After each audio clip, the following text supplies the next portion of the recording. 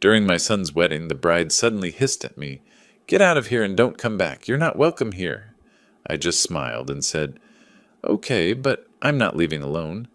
Her smug smile faded when she saw who was coming with me. She lost control. Before we continue, please subscribe to the channel and write in the comments what time it is where you are now. I was sketching drainage patterns for the southeast corner when the doorbell rang. March afternoons in Portland usually meant peace. Retired life finally offering what 40 years of deadlines never did. Time to think. Time to plan gardens instead of buildings. The bell rang again. Insistent. Rufus stood on my porch, grinning like he'd won the lottery. A woman I'd never seen before stood beside him, her hand resting on his arm with practiced ease. "Dad, we're engaged!" My son's words tumbled out before I could ask them inside. "I wanted you to meet her right away." The right away struck me first. No phone call, no gradual introduction, just this sudden presentation like showing off a car he'd bought on impulse. "Come in," I managed, stepping aside. "This is unexpected." I know. Rufus practically vibrated with nervous energy as they entered. "But when you know, right?" The woman extended her hand. "Celeste Morgan, I've heard so much about you, Mr. Boyd. Rufus says you designed half the notable buildings in Portland." Her grip was firm, confident. Manicure expensive. French tips, recent. "Notable is generous," I replied. "Functional is accurate. Please call me Delbert." She smiled and immediately began cataloging my entryway. Her eyes swept across the original crown molding, paused on the walnut banister, calculated dimensions with what looked like professional assessment. "This craftsmanship is extraordinary. You don't see this quality anymore." "Built in 1923, I said, watching her absorb the information like someone appraising inventory. We moved to the living room. I offered coffee, which they accepted. As I prepared it in the kitchen, I could hear Celeste asking Rufus about square footage, property lines, neighborhood development patterns. Her voice carried that smooth professionalism I recognized from years of contractor meetings, people who measured value before appreciating beauty. "So," I said, returning with the tray, "tell me how you two met." Rufus launched into the story with too much enthusiasm. Networking event. Industry connection.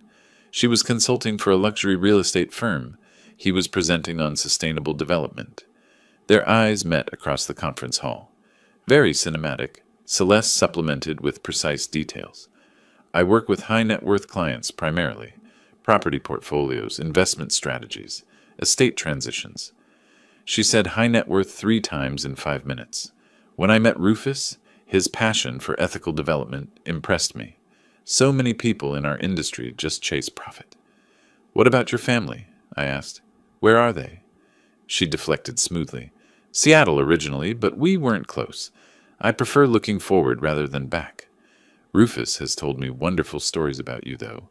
Retired architect, widower, built this beautiful home. He clearly got his talent from you." The compliment felt rehearsed. I sipped my coffee and said nothing. "Actually," Rufus said, pulling papers from his messenger bag, "Celeste suggested something I think shows real maturity. A prenuptial agreement, for transparency and mutual protection." He handed me the document like it was proof of her virtue. I put on my reading glasses slowly, buying time to process this development. The contract was thick, 20 pages of legal language. "This is thorough," I said. "My attorney drafted it," Celeste explained. "I believe in protecting both parties. Marriage is a partnership, but smart partnerships have clear terms. Don't you agree, Delbert?" I flipped through the pages. Clause 7. All family assets acquired during marriage subject to equal division. Family assets, not marital assets. Family. Clause 12. Inheritance received during marriage becomes marital property after 1 year. "Has Rufus had independent legal review?" I asked. "Dad, it's fair. Celeste wouldn't—" "I'm sure," I interrupted gently. "Just standard practice, son. Any major contract deserves 2 perspectives." Rufus looked wounded. Celeste touched his arm, redirecting his attention with subtle pressure. "Would you like to see the rest of the house?" she asked me. "I'm fascinated by this period's architecture." We toured the rooms. She photographed crown moldings, supposedly for inspiration, but her angles captured more than decorative details. In the master bedroom, she paused by the window, overlooking the garden. Such a large house for one person, she observed. Have you considered what happens to it eventually? The question landed with calculated weight. Eventually is a long way off, I replied. Of course, she smiled. I only meant estate planning is crucial. Rufus mentioned you haven't updated your will recently. Did he? My tone cooled. That's a private matter between father and son. She backtracked with professional grace. Families should discuss these things openly. Prevents misunderstandings later. I prefer preventing misunderstandings now. Back downstairs, Rufus checked his watch. We should go. Reservation at 6.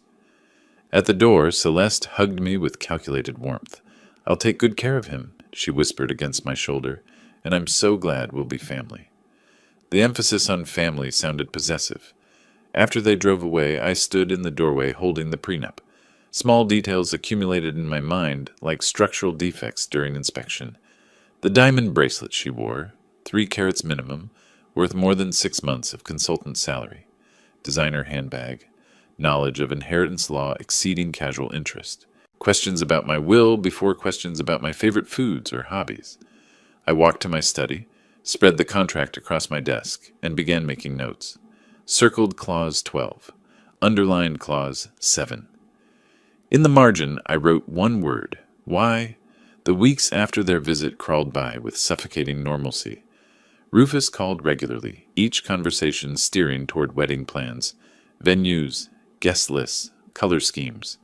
I responded with appropriate enthusiasm, asked appropriate questions, played the role of supportive father. The prenuptial contract sat in my study drawer. Twice Rufus asked if I'd reviewed it thoroughly. Twice I deflected, still reading through the details. Truth was, I'd read it 17 times. Each reading revealed new concerns buried in legal language, but concerns weren't evidence. They were only instincts, and instincts don't convince sons blinded by infatuation. Mid-April arrived with unusual warmth. My former colleague, Robert Chen, called about meeting for lunch downtown. He wanted advice on retirement planning, transitioning from active practice to consulting work. I agreed. The restaurant he chose, Cascade Room, occupied a renovated warehouse in the Pearl District. I arrived 15 minutes early, my habit from decades of client meetings. The hostess seated me at a table near the window. Good natural light. I reviewed the menu, wondering if Robert would be late as usual, when movement across the restaurant caught my attention. I looked up and went completely still. Celeste sat at a corner table, partially obscured by a decorative column. A man in an expensive suit sat across from her, early 40s, dark hair, confident posture. Their body language screamed intimacy. She leaned close, her hand covering his on the table. His thumb stroked her wrist with familiar ease. My first instinct was to stand, march over, demand an explanation. My hand was halfway to pushing back my chair when 40 years of architectural discipline overrode emotion. Confront her now with what? Having lunch with someone? She'd have an explanation ready. Business meeting, old friend, innocent coincidence. I needed more than a single observation. I needed pattern. I signaled the waiter. Could I move to that table instead? I gestured toward a spot where a potted plant would provide partial concealment. Better lighting for my work papers. From my new position, I had a clear sightline they couldn't detect. I pulled out my phone, pretended to check messages, and activated the camera. Through the foliage, I photographed them. For 20 minutes, I watched with the attention to detail I'd once applied to blueprint reviews, cataloged every gesture, her fingers tracing his forearm, his hand briefly touching her cheek, the way they shared a dessert with a single fork, laughing at some private joke. When the waiter brought their check, the man paid without hesitation. Expensive bottle of wine, multiple courses visible on the bill even from my distance. They were comfortable together, practiced. This wasn't a first date or second meeting. This was an established relationship. When they prepared to leave, she kissed his cheek and lingered there, her lips near his ear. He whispered something that made her laugh, not the polite laugh she'd used in my living room, but something genuine and unguarded. They exited separately, professional caution suggesting they understood the need to hide. I waited 5 full minutes, paid my own bill quickly with cash, and followed to the parking area. The man climbed into a black Mercedes sedan. I photographed it, capturing the license plate clearly. Robert Chen arrived 20 minutes late, with profuse apologies about traffic. I barely registered our lunch conversation. My mind churned through implications, possibilities, strategies. After we finished, I drove directly to the office of Philip Torres, a journalist I'd known for 20 years through Chamber of Commerce networking. "Philip, I need a favor," I said. "A discreet one." He looked up from his computer. "Discreet usually means trouble. Information only. License plate to name." He studied my expression. "Legal trouble?"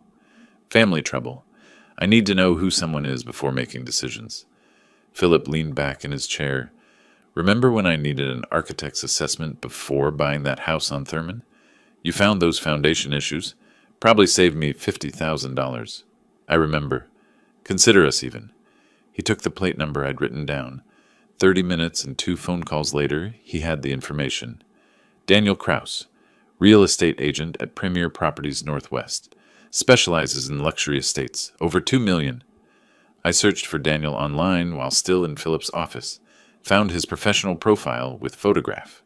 Same man from the restaurant. Match confirmed. Now I needed depth. I researched Portland private investigators that evening, selected Marcus Webb based on his specialty. Financial fraud and infidelity cases. His office occupied a modest suite downtown. Webb himself was unremarkable. Mid-40s, average build, forgettable face. Perfect for surveillance work. I explained the situation concisely. My son's fiancée, suspicious prenuptial agreement, intimate lunch with another man. I need her background investigated, particularly romantic history and financial patterns. Webb quoted his rates without emotion. $150 per hour plus expenses. "Whatever it takes," I said. "I want a comprehensive report." He asked one question. "If I find what you're afraid I'll find, what will you do?" I met his eyes steadily. "Protect my son." He nodded and took my retainer check. 2 weeks. I'll be thorough. Those 2 weeks stretched like 2 months. I maintained normal facade with Rufus. Weekly dinners resumed. Wedding planning discussions continued. Celeste joined twice, performing her role perfectly.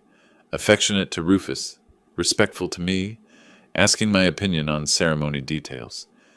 Each time I smiled, offered suggestions, watched her with new understanding. She was good, really good. If I hadn't seen her with Daniel, I might believe the performance myself, but I had seen. And now I was waiting for proof. Webb called on May 2nd. "Report's ready. You'll want privacy when you read it." We met at his office. The folder he handed over was thick, at least 60 pages. "Took some digging," Webb said, "but the pattern's clear. She's done this before. Twice." I opened the folder and began reading. Marriage certificate from 2019. Celeste Morgan to James Whitfield. Portland businessman. Divorce filing from 2021. Settlement, $180,000 plus vehicle. Marriage certificate from 2022. Celeste Morgan to Richard Brennan, Seattle entrepreneur. Divorce filing from 2023. Settlement, $225,000 plus property transfer.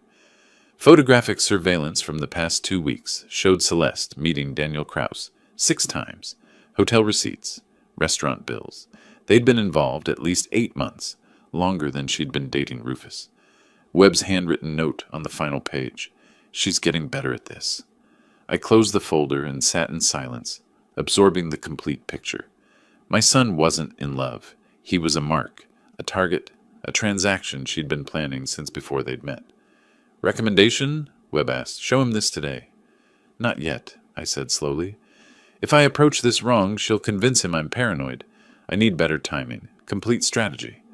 Don't wait too long. Wedding's 4 months away?" I stood, folder in hand. "I won't let it happen. Trust me on that." I left Webb's office carrying a folder that weighed nothing and everything. Downtown Portland traffic blurred past my windshield during the drive home. My mind wasn't processing stoplights or lane changes. It operated on autopilot while conscious thought circled a single question: how to stop this without destroying my relationship with Rufus in the process. At home, I spread Webb's report across the dining table. Marriage certificates, divorce decrees, financial settlements, photographic surveillance. Each document another nail in Celeste's coffin. But hammering those nails required precision. Approach Rufus too early, she'd convince him I was jealous. controlling, unable to release him to independent life. Wait too long, legal protections would activate. Timing was everything. I needed expert guidance, not an investigator's facts, but a lawyer's strategy. The next morning, I researched Portland family law attorneys online, selecting Patricia Reynolds after reading her 23 years specializing in prenuptial disputes and fraud cases. Her office occupied a renovated Victorian in Nob Hill. I called at 9 sharp, explained briefly that I needed consultation regarding a fraudulent prenuptial agreement. She had an opening at 11. Reynolds herself was a sharp-featured woman in her 50s with a direct manner suggesting no tolerance for wasted time. I presented the situation concisely, showed her Webb's report. She studied the documents with professional intensity, occasionally making notes in precise handwriting. After 20 minutes, she looked up. Oregon's Uniform Premarital Agreement Act allows voiding contracts obtained through fraud, duress, or failure to disclose. Your challenge is proving fraudulent. Intent existed before contract signing. She explained the burden of proof, pattern of behavior, financial motivation, concealment of material facts. The previous marriages help establish pattern. Her relationship with this Daniel person demonstrates ongoing deception, but you'll need testimony from prior husbands, victims willing to state she employed identical tactics. Reynolds quoted her retainer fee, $5,000 for comprehensive case preparation. I wrote the check immediately. Document everything from this point forward, she advised. Record conversations if Oregon's one-party consent law allows. It does, if you're a participant. Get your son's permission to record family discussions about wedding planning. Don't tell him why yet. I left with a legal roadmap. That afternoon, I returned to Webb's office. I need you to find her previous husbands. Both of them. I need to know if they'll talk, if they'll testify if necessary. Webb pulled out notes from his report. Kevin Morgan, first husband, lives in Seattle. Tech consultant, divorced her 3 years ago. Second husband, James Pritchard, moved to San Francisco after their divorce 2 years back. He's harder to locate. Changed jobs, possibly changed his name to escape association with the divorce. I authorized additional investigation expenses without hesitation, whatever it costs. These men are key to establishing pattern. My attorney says their testimony could void the prenuptial contract entirely. Webb accepted the assignment with a warning. Some divorce victims don't want to relive trauma. They might refuse involvement. Then I'll convince them, I said. They deserve to know she's doing it again. That evening, Rufus called about weekend brunch with Celeste. She wanted to bond more with Dad before the wedding. I seized the opportunity. Son, I've been thinking. This is a significant time in your life. Would you mind if I recorded some of our conversations? Family history project. Capturing stories, advice, memories. Something you and Celeste can look back on years from now. Rufus, touched by the sentimental notion, agreed enthusiastically. That's really thoughtful, Dad. Celeste will love that. I purchased a professional recording device the next day. Discrete model used by journalists. Voice-activated, 8-hour capacity. Tested it thoroughly. Audio quality was excellent. Oregon law permitted recording conversations where one party consented. I wasn't breaking any laws, just building an evidence foundation. I created an encrypted folder on my computer, labeled Family Archive 2025. Began a meticulous documentation system. Date, time, participants, key statements, potential legal relevance. Saturday arrived. I activated the recording device in my shirt pocket before Rufus and Celeste arrived for brunch. She entered with practiced warmth, kissed my cheek, brought expensive bakery pastries, complimented recent garden work. Over coffee, the conversation flowed naturally toward estate planning. Celeste initiated smoothly. Delbert, Rufus mentioned you haven't updated your will since his mother passed. That's 8 years. Estate law changes. Tax implications shift. Have you considered reviewing it?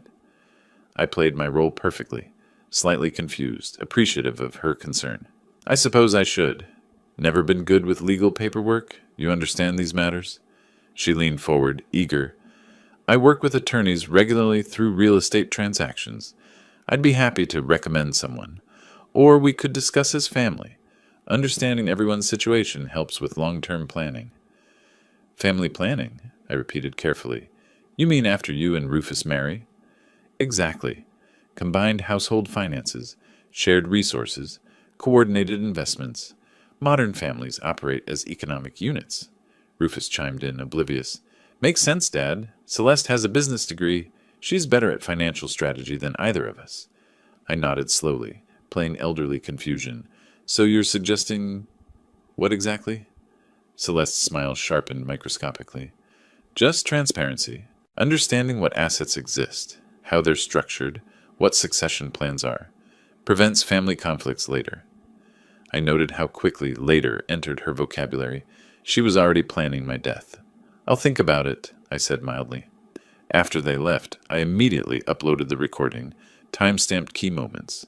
Her language revealed everything. Combined household, shared resources, succession plans. She wasn't planning marriage. She was planning acquisition. Over the following 2 weeks, Celeste increased contact frequency, called me directly, ostensibly asking opinions about wedding details, venue selection, catering choices, guest list, but conversations always drifted toward my property. This house is so large. Have you considered downsizing? Rufus and I could buy it from you at fair price. You could move somewhere more manageable. Another time, life insurance policies. Do you have adequate coverage? Rufus should be beneficiary, obviously, but have you structured it properly? Each probe grew more blatant. I recorded everything, maintained my naive persona. You're so thoughtful to help with these things. I never know what I'm doing. Internally, I cataloged her tactics with clinical precision. She was accelerating the timeline, trying to secure legal hooks before the wedding. Why the rush? Webb's surveillance showed Daniel Kraus pressing her, their relationship strained by her extended investment in Rufus.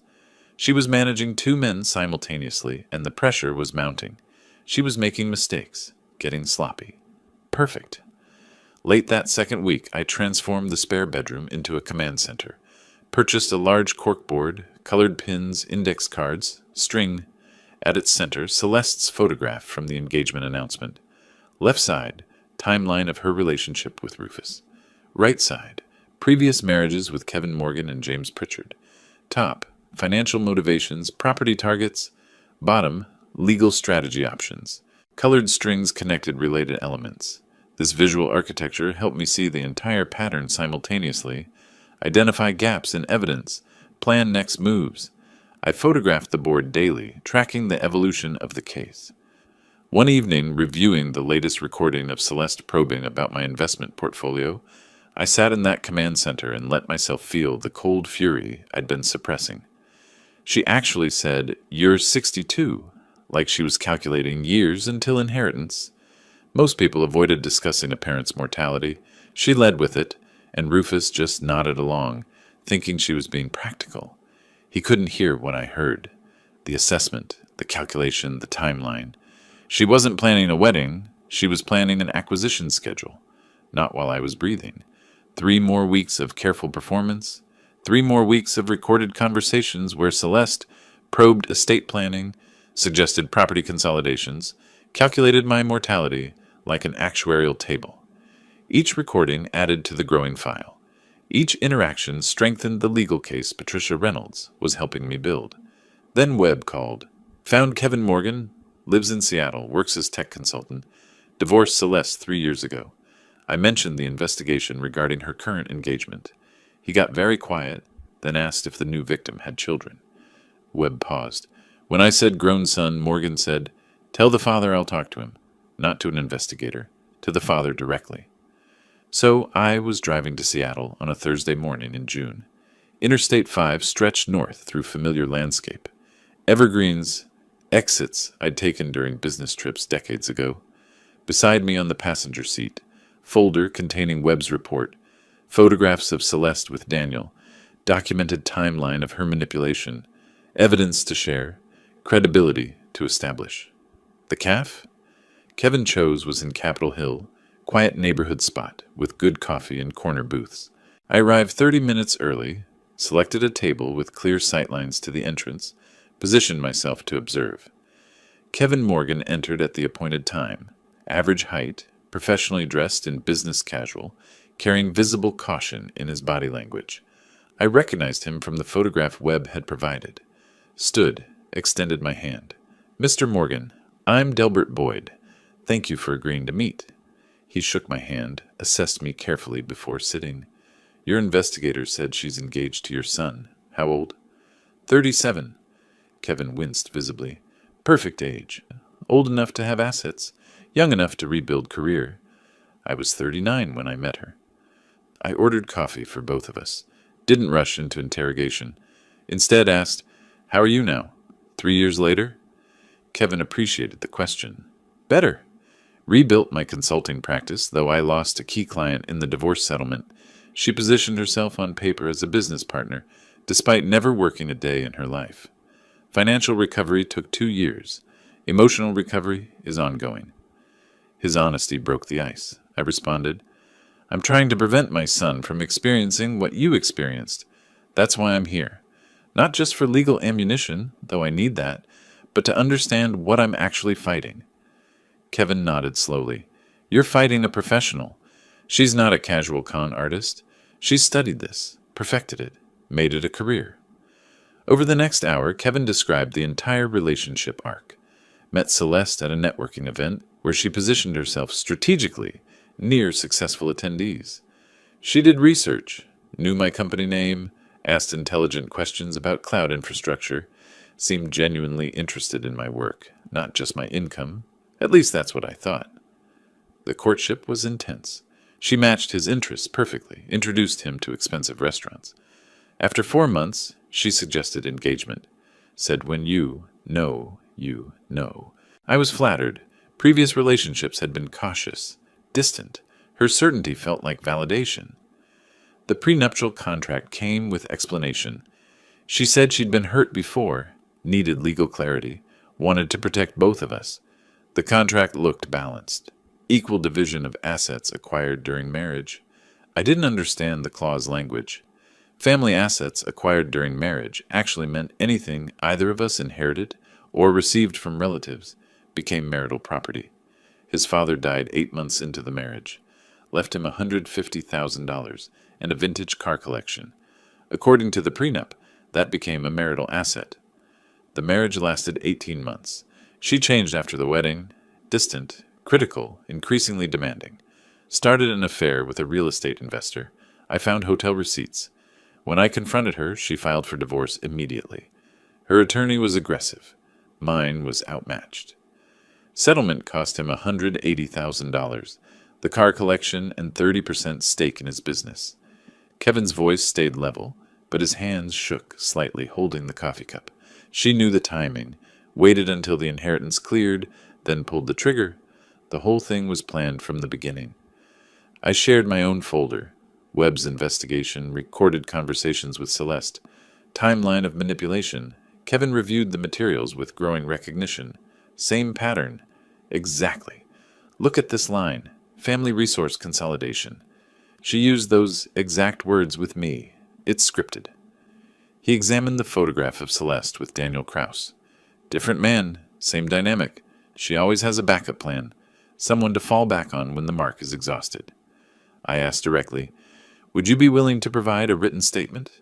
Testify if necessary to void her prenuptial contract with my son?" Kevin didn't hesitate. "Yes. I should have spoken up when the investigator contacted me after she married the second husband. Guilt's been eating at me. If I'd warned him—" I interrupted gently. "You're warning me now. That's what matters." We drafted the statement together on his laptop. Detailed timeline, specific manipulation tactics, financial outcome, pattern recognition. Kevin signed it, provided contact information. "Call me anytime. Whatever you need. She shouldn't be allowed to keep doing this." As our meeting concluded, Kevin offered final insight. "Your son won't believe you at first. I wouldn't have believed anyone trying to warn me. She's that good at creating alternative reality. She'll have explanation for everything. The other man is a business associate. Previous marriages ended amicably. Your suspicions are overprotective paranoia." I acknowledge this fear. It's already happening. He's been distant, canceling our weekly dinners, making excuses. She's orchestrating it. Kevin nodded grimly. Textbook strategy. Separate target from support system, especially skeptics.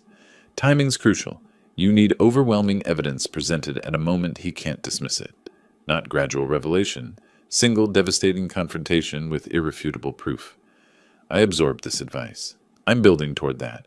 When I show him, it'll be the complete picture, not a fragment he can rationalize away. Kevin stood, shook my hand firmly. Save your son. I wish someone had saved me. I drove back to Portland with Kevin's signed statement secured in the folder beside me. I felt a shift in momentum. The pattern now had human testimony. The abstract became concrete. But as I crossed back into Oregon, my phone buzzed with a text from Rufus. Dad, sorry to cancel Sunday dinner again. Wedding planning is crazy busy. Celeste says we need to finalize the venue this weekend. Rain check? It was the third cancellation in 4 weeks. I recognized the strategy Kevin had warned about. Isolation by increments. Each excuse reasonable. Cumulative effect, separating target from protection. I responded simply, Of course, son. Let me know when you're free. But driving through late afternoon traffic, I calculated, the wedding was 10 weeks away. Celeste was accelerating her timeline, consolidating control over Rufus. My evidence gathering was thorough, but time-consuming. The question became, could I build a complete case before the wedding, locked Rufus into a legal trap? Mathematical problem. Architect's challenge. The answer needed to be yes. Kevin Morgan's signed statement joined the growing evidence file. I added it to the command center board, connecting his testimony to Celeste's current manipulation tactics with red string. The pattern was undeniable now, a professional operation refined over multiple victims. But collecting evidence and reaching my son were different challenges. The Sunday after the Seattle trip, Rufus called. Dad, can we reschedule dinner? Celeste needs help choosing between venues. I agreed. Following Sunday, photographer meeting ran late. Third Sunday. Sorry, Dad. Wedding planning is overwhelming. We'll catch up soon. 3 consecutive cancellations. Our tradition, maintained even during his college years abroad, now abandoned. Celeste was executing exactly what Kevin had warned about. Isolation by increments. By mid-July, I understood. She'd sensed something. My performance had slipped somehow, or her instincts detected danger. Either way, she was moving to neutralize me. Wednesday evening, I was preparing dinner when the phone rang. Rufus's voice carried unfamiliar tension. Dad, we need to talk. Celeste thinks. I've been thinking about our relationship. Warning bells immediately. I kept my voice neutral. What about it? You've been distant lately. When we visit, you ask strange questions. Celeste noticed you're recording conversations. She thinks it's because you don't trust her. My mind raced. How did she know about the recordings? Did Rufus tell her about the family history project? Son, those recordings are for preserving family memories, like I explained. That's what you said, but why do you need to record everything? It feels like surveillance, like you're looking for problems that don't exist. The phrasing, looking for problems that don't exist, was definitely Celeste's language.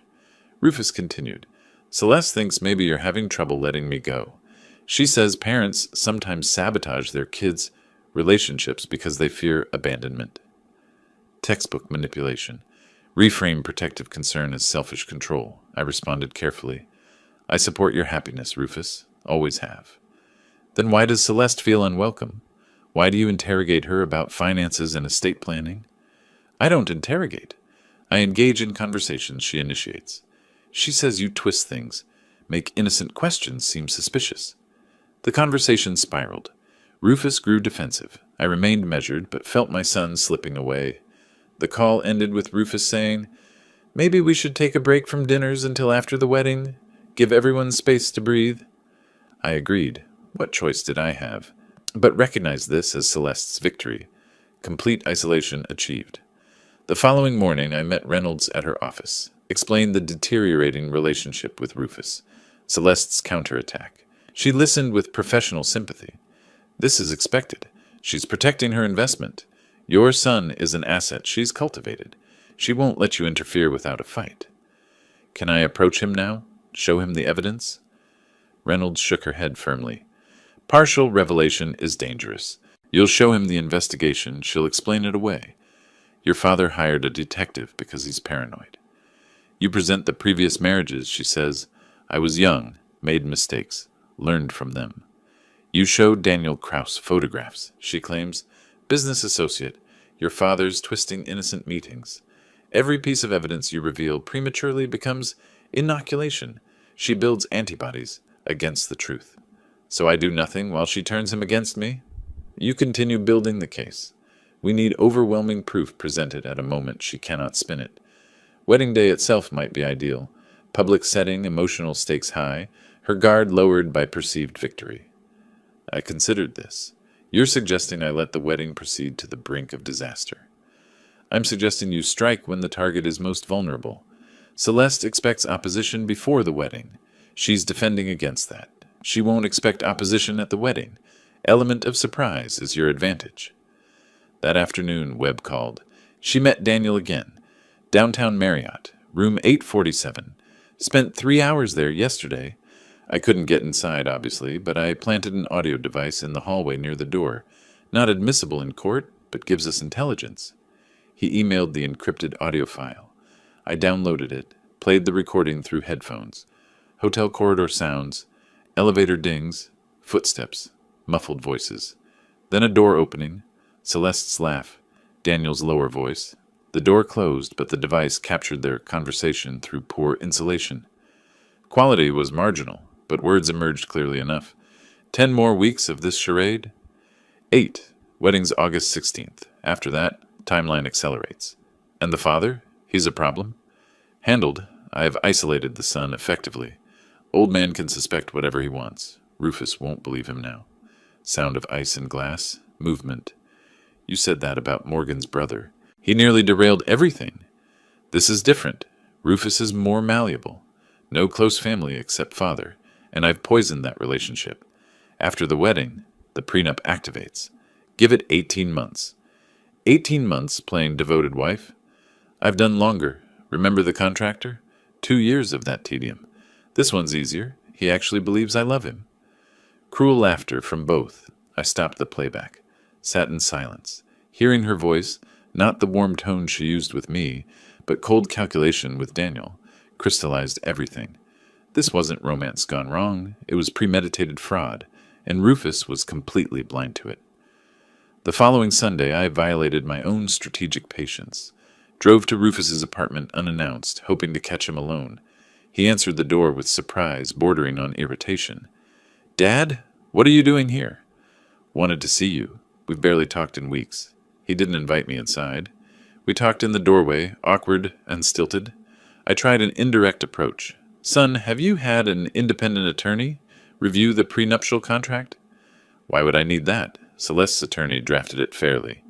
Standard practice to have separate legal counsel." "Dad, stop. This is exactly what Celeste warned about. You're trying to undermine our relationship."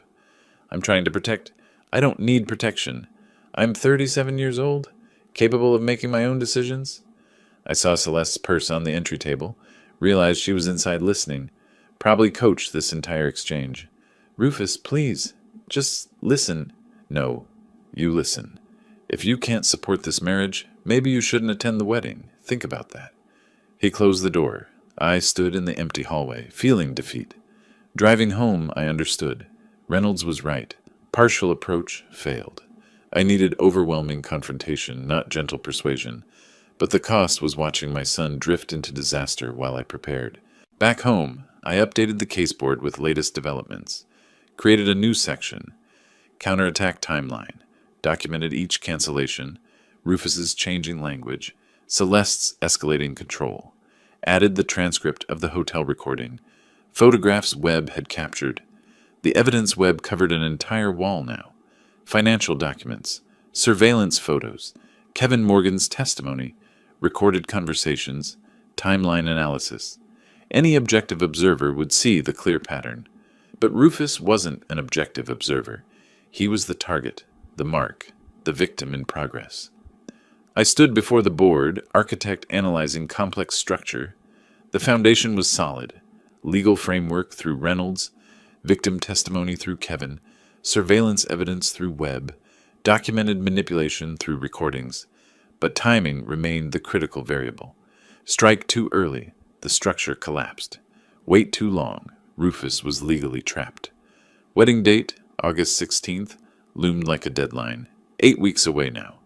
I made my decision. Let Celeste think she'd won. Play the defeated father accepting loss. Lower her guard completely.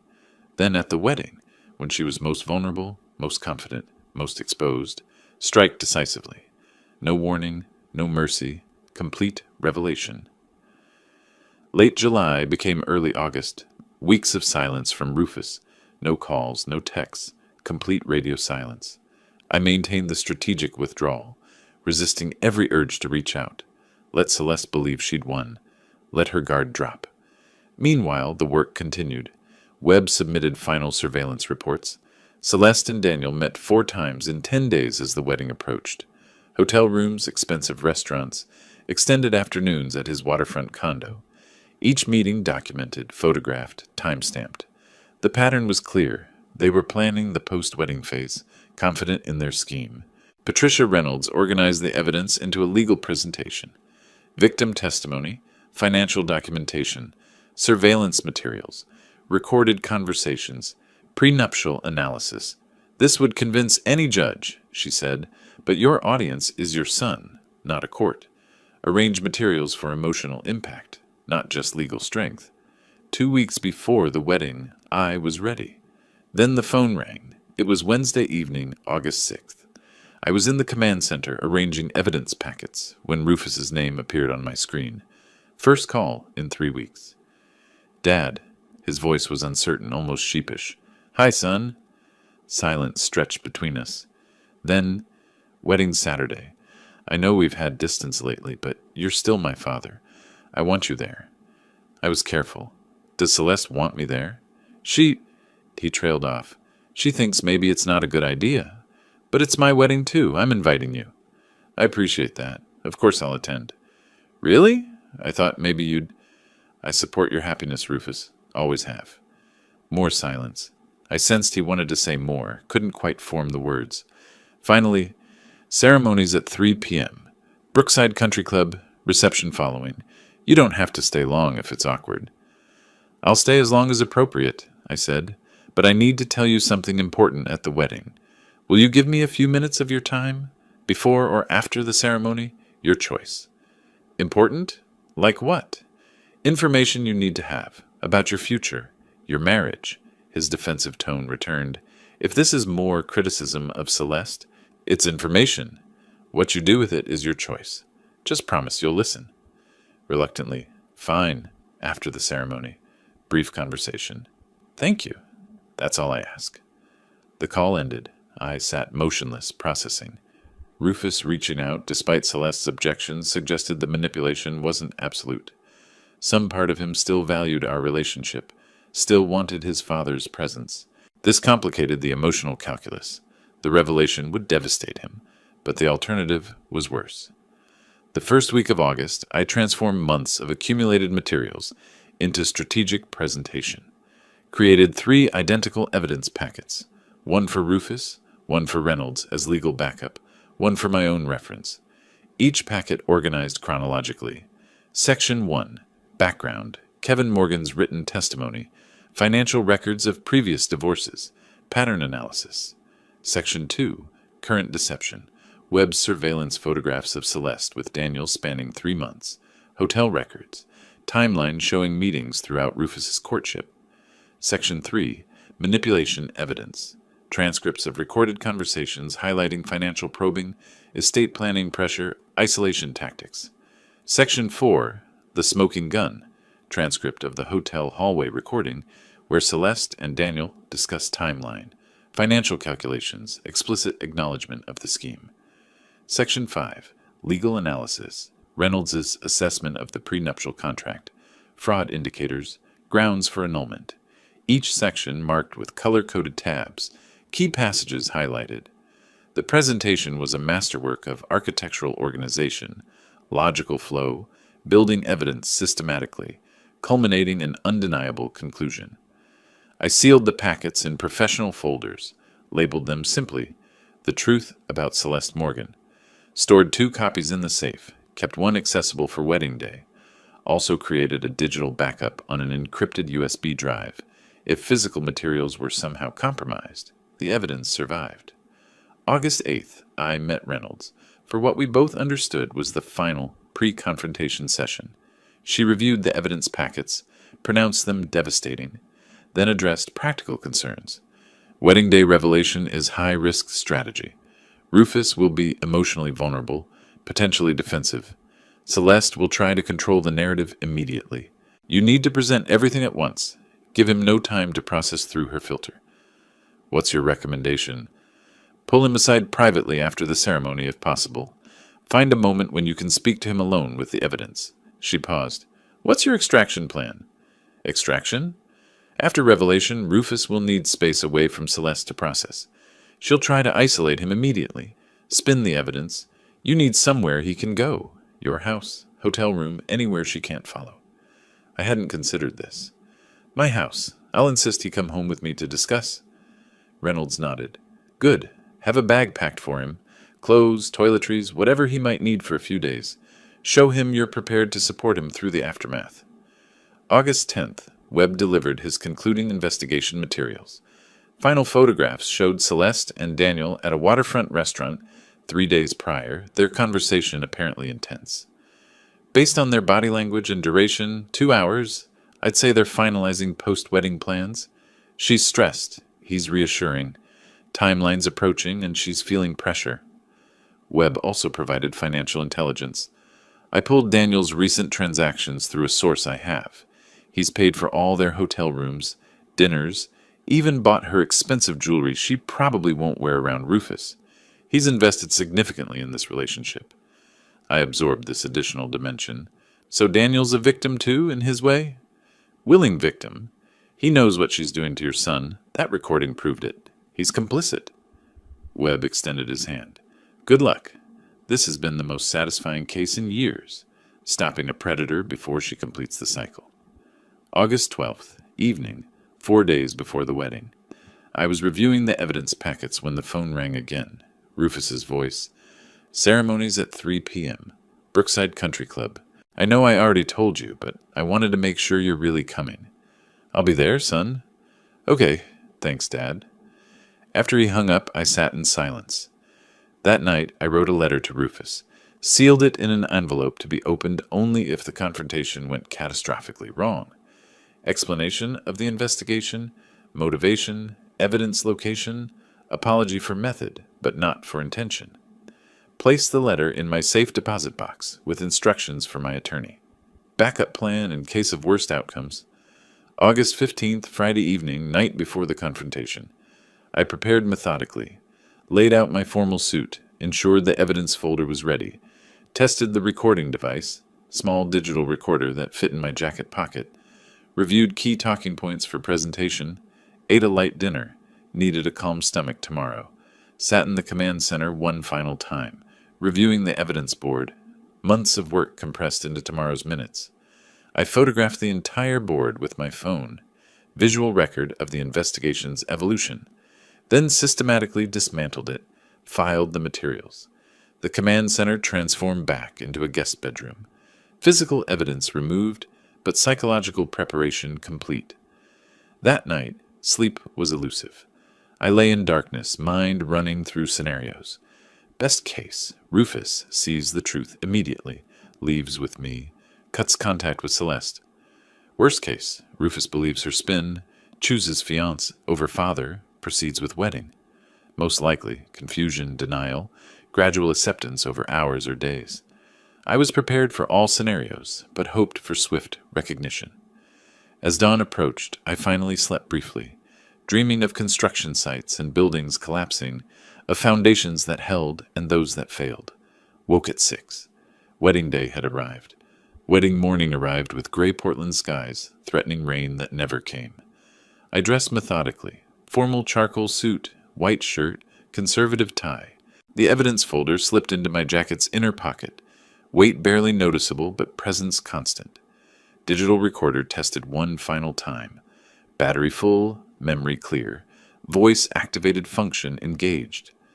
I arrived at Brookside Country Club 90 minutes before the ceremony. Wanted to observe the setup, understand venue layout, identify private spaces where post-ceremony conversation with Rufus could occur. The club occupied rolling hillside overlooking Willamette Valley, manicured lawns, vintage architecture, discreet wealth. The parking lot was already filling with expensive vehicles. Inside, controlled chaos of final preparations, florists adjusting arrangements, caterers organizing the reception hall, photographer testing lighting angles. I positioned myself strategically for the ceremony. Back row, aisle seat, clear sightline. Guests arrived in waves. Celeste's side filled quickly with well-dressed strangers. Rufus's side remained sparse, evidence of the isolation she'd engineered. I recognized few of his colleagues, no close friends. The wedding party assembled, then the processional music began. Celeste appeared at the aisle's head, objectively beautiful in an elaborate white gown that probably cost $15,000. She walked toward Rufus with practiced grace, smile radiating confidence. I activated the recording device with a subtle pocket touch. Vows were exchanged. I promised to love, honor, cherish, each word from Celeste's mouth, a documented lie. Rings placed. I now pronounce you husband and wife. Guests applauded. The couple kissed. I watched my son seal a legal trap, knowing I had perhaps 30 minutes to spring him free. The reception began in the adjacent ballroom. Cocktail hour proceeded. Champagne flowing, appetizers circulating. I maintained a peripheral position, declined alcohol, observed. Celeste remained attached to Rufus's arm, steering conversations, intercepting anyone who approached him independently. Classic control behavior. I tracked the venue layout mentally. Main ballroom, side rooms for private conversations, emergency exits, DJ booth with microphone set up for toasts. Identified optimal private space, small library off the main hallway. Door closes, windows provide light, furniture suitable for document review. Reception transitioned to seated dinner. Assigned seating placed me at table 8, far from the head table where the newlyweds sat elevated. Deliberate slight, undoubtedly Celeste's arrangement. Throughout dinner I watched her. She was radiant, victorious, completely confident. Perfect. Then dessert concluded, and the DJ announced, "Now we'll hear from the bride's parents," followed by father of the groom. Before toast began, Celeste excused herself from the head table. She detoured to my table, leaned down close, voice low enough only I could hear. "Delbert, I want to thank you. You raised a wonderful son. Your job is complete now." She paused, gauging my reaction. I remained expressionless. "This is my family now. Rufus and I discussed it. We need space to build our marriage without interference, meaning you should probably leave soon. You've been here for the ceremony. That's sufficient." "Rufus asked me to stay for toasts," I said calmly. "Rufus asks for many things when he's being sentimental. I'm telling you what's actually best for him. And frankly," her mask slipped slightly, contempt breaking through, "you're excess here. You don't fit with our friends, our lifestyle, our future. Go home. Don't come back." She straightened, smoothed her dress. I spoke quietly. "All right, Celeste." She smiled, vindicated. "But I'm taking someone with me when I leave." She paused, processed this. "Taking someone? What does that mean?" "You'll see shortly." Something in my tone finally registered. Her confidence wavered microscopically. "What are you—" "Enjoy your reception, Celeste. What's left of it." I stood, walked toward the DJ booth. She watched, uncertainty blooming into concern, but couldn't pursue without creating a scene. I reached the DJ booth as the bride's parents concluded their generic well wishes.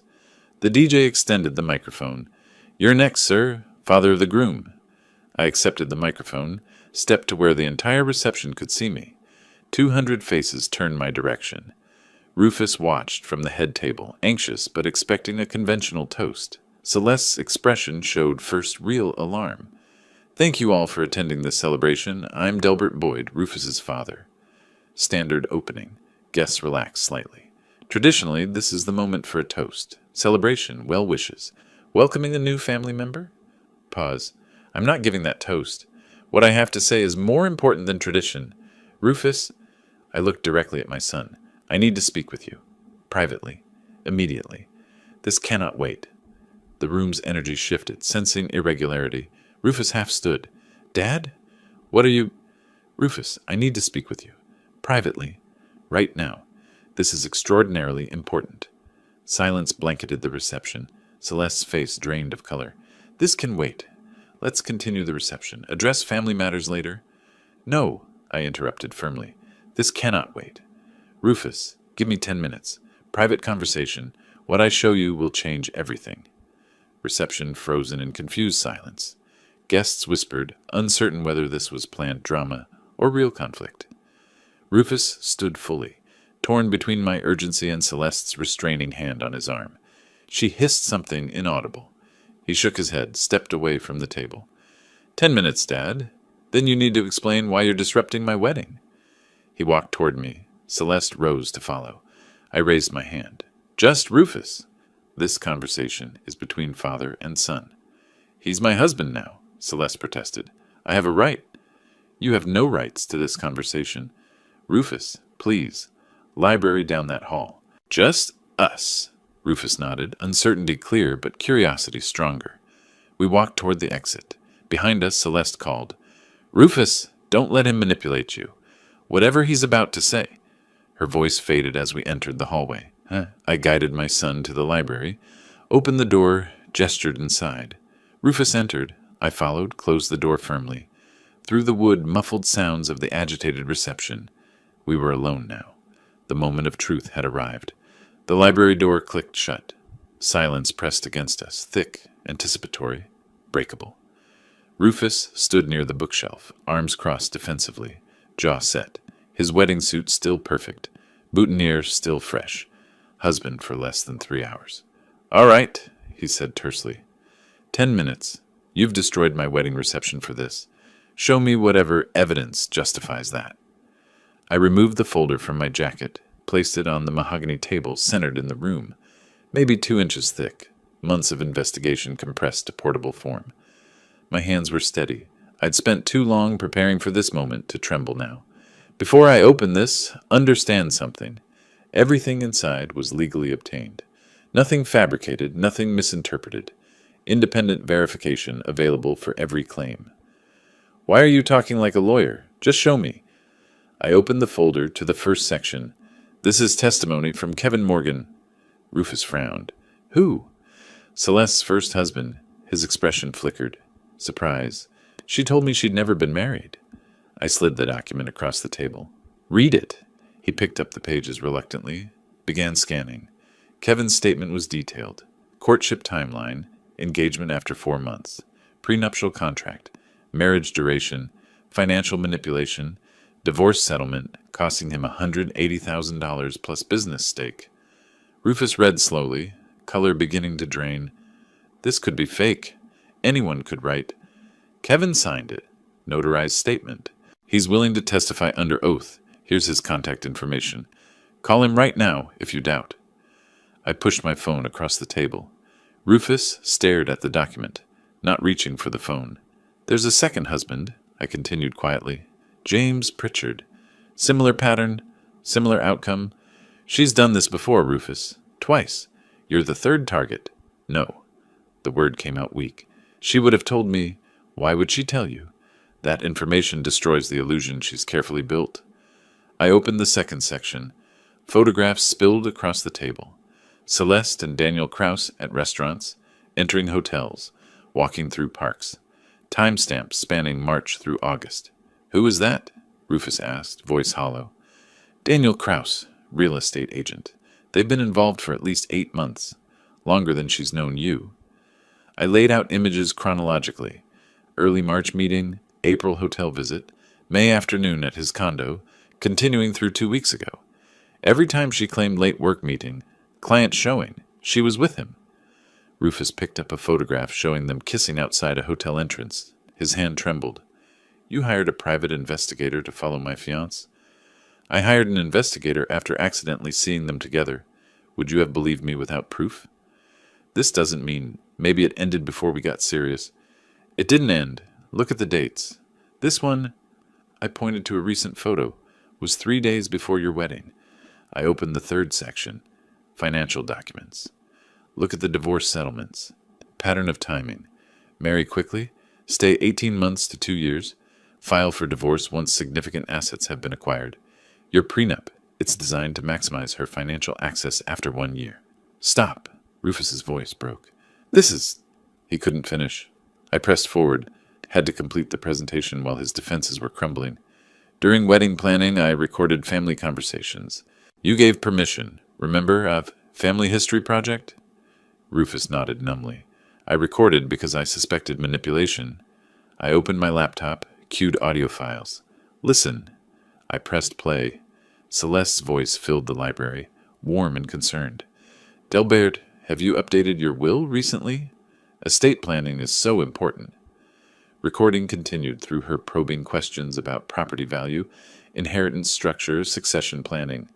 Each clip showed calculated financial interests masked as helpful concern. Rufus listened with growing horror. One more piece, I said. Most important. I cued the final audio file. This was recorded in a hotel hallway. Audio quality isn't perfect, but the words are clear enough. I pressed play. Celeste's voice emerged, talking to Daniel. 8 more weeks of this charade. Her laugh, cruel and calculated. Daniel. And the father? He's a problem? Handled. I've isolated the son effectively. Old man can suspect whatever he wants. Rufus won't believe him now. Sound of movement, ice clinking. Daniel, you said that about Morgan's brother. Celeste, this is different. Rufus is more malleable. After the wedding, the prenup activates. Give it 18 months. Daniel, 18 months playing devoted wife? Celeste, I've done longer. This one's easier. He actually believes I love him. Their laughter. I stopped the playback. Silence crushed the library. Rufus sat frozen, face completely drained of color. His breathing had gone shallow. For 30 seconds he didn't move. Then, that's her voice. Not a question. Statement. Yes. She called our marriage a charade. Yes. She said I'm malleable, that I believe she loves me. His voice cracked on the final words. I'm sorry, son. He stood abruptly, paced to the window, stared out at manicured grounds where hours ago he'd married the woman whose voice still echoed. He actually believes I love him. The prenuptial contract, I said gently. It's designed to maximize her financial access. If you stay married 12 months, she's entitled to 40% of assets acquired during marriage. Legal trap disguised as mutual protection. Rufus turned from the window. His face had transformed, shock giving way to something colder. She planned this from the beginning. Researched me, targeted me, performed caring girlfriend, manipulated me away from you, married me, all for money. Yes. What do I do? His voice was empty. First decision is simpler. Do you continue this reception celebrating a marriage that's built on lies, or do you end it now? He looked at the closed door. Beyond it, 200 guests waited. Celeste waited. Music probably playing. I end it, he said quietly. Then louder. I end it now. He walked to the door, yanked it open, strode down the hallway toward the reception. I followed, carrying the folder. We entered the reception hall together. The music stopped. The DJ noticed our entrance. Conversations died as guests turned. Celeste stood from the head table, relief crossing her face, until she saw Rufus's expression. He walked directly to her, stopping 3 feet away, the entire room watching. The wedding is canceled, Rufus announced, voice carrying to every corner. Gasps rippled through the guests. Celeste's face went white. Everyone can leave. Reception is over. I apologize for the disruption, but this marriage was a mistake. Please go. He turned, walked back toward the exit. Celeste found her voice. Rufus, what did he tell you? What lies? The truth, Rufus said without turning. About Daniel. About your previous marriages. About your plans for our marriage. He's lying. He's manipulating you. Showed you fabricated evidence. Rufus stopped. Turned. I heard your voice, on recording, discussing timeline, calling me malleable, laughing about how I actually believe you love me. Her face drained further. That was taken out of context. What context makes 18 months of charade acceptable? She had no answer. Stop. Just stop, Celeste. He looked at the confused guests. Please leave. This is over. Celeste turned on me, screaming, You destroyed my wedding. I'll sue you for harassment, defamation, invasion of privacy. Everything was obtained legally, I said calmly. One-party consent recording laws, standard surveillance, voluntary testimony. Your attorney will confirm it's admissible. You'll regret this, both of you. I'll take everything in court. You'll get nothing, Rufus said. The prenup is void due to fraud. My attorney's already prepared annulment papers. He walked toward the exit. I followed. Behind us, chaos erupted. Guests standing, confused conversations, Celeste's voice rising in desperate protest. We pushed through the doors into evening air, father and son, together. We drove away from Brookside Country Club in silence. Rufus sat in the passenger seat, still wearing his wedding suit, minus the boutonniere he'd torn off and discarded. His hands trembled slightly, shock settling into his system like poison. At my house, he went directly to the guest room, his childhood bedroom, essentially unchanged, and stayed there 3 hours. I didn't intrude. Let him process alone. When he emerged, his face was blotchy from crying, but his voice was steady. Tell me what happens next legally. That night, we called Patricia Reynolds. She arrived within the hour, spread evidence across my dining table, explained legal strategy. Rufus listened like a man receiving a terminal diagnosis, absorbing information about dissolution of the life he thought he'd built. 5 days later, Celeste's attorney served papers. She was suing for breach of contract and emotional damages. $1 million. Reynolds smiled when she read it. Perfect. She's engaging on legal ground where we're strongest. We met in Reynolds' office a week after the wedding confrontation, morning light through windows.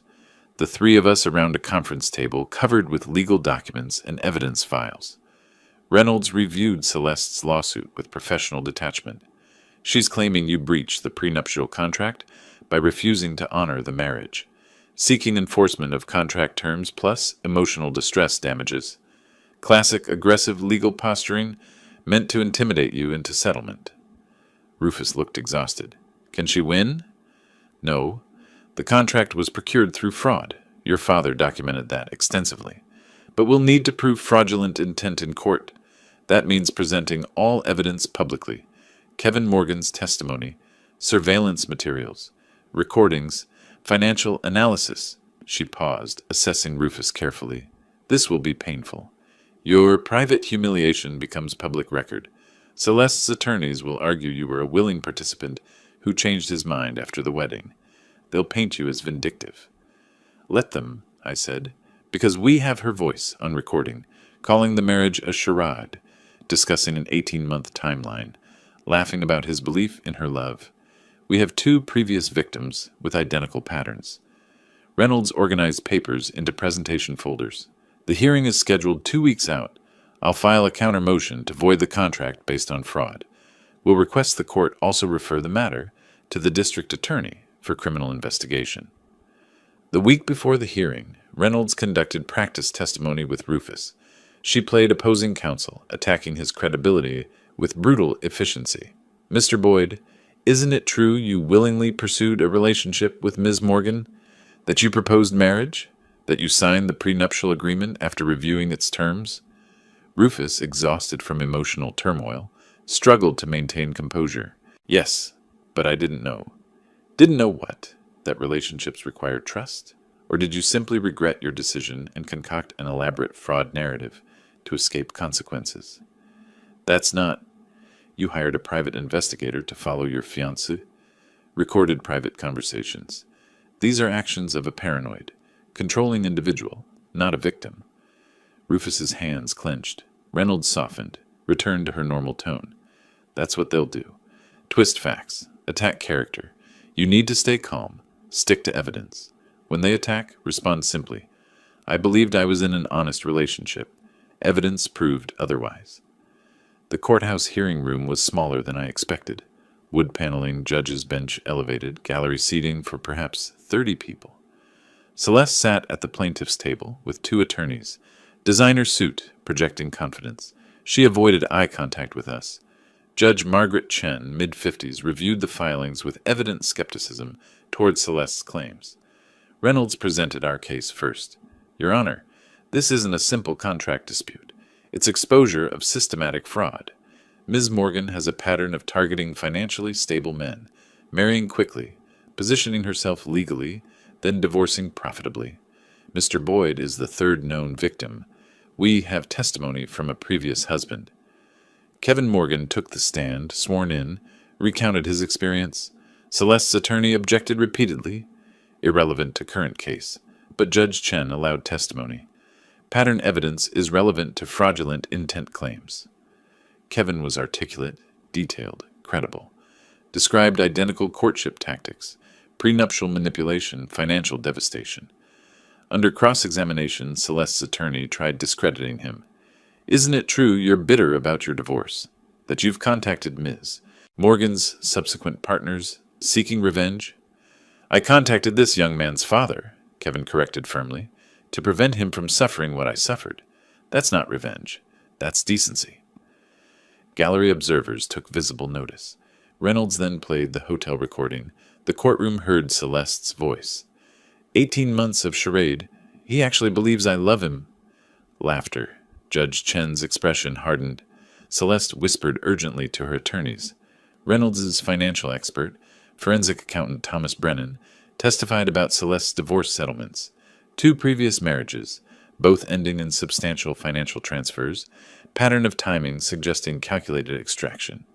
Based on documentation, Ms. Morgan's income from consulting work averages $40,000 annually, yet her lifestyle exceeds 3 times that income. The discrepancy is explained by divorce settlements totaling over $400,000 combined. Celeste's attorneys argued circumstantial evidence, character assassination, selective presentation, but momentum had shifted decisively. Judge Chen delivered her ruling from the bench.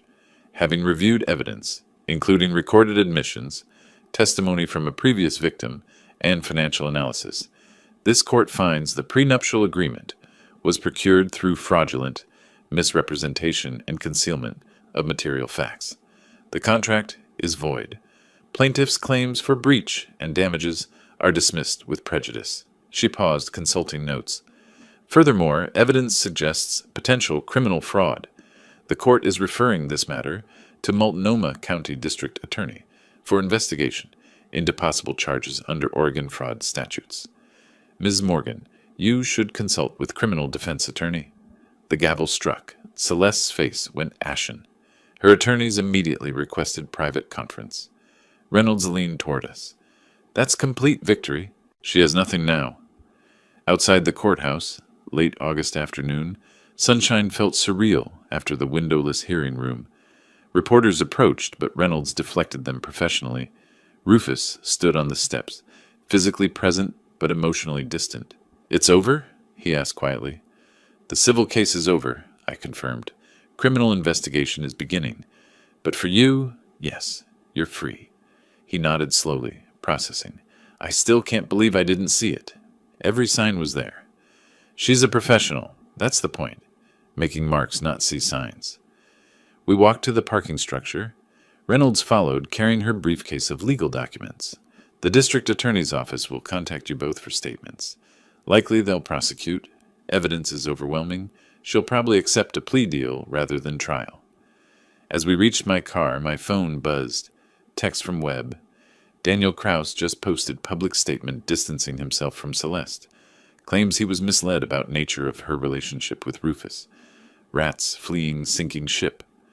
I showed Rufus the message. He read it without expression. Then finally something like satisfaction crossed his face. Good, he said. Let everyone know what she is. We drove home together. Weeks passed.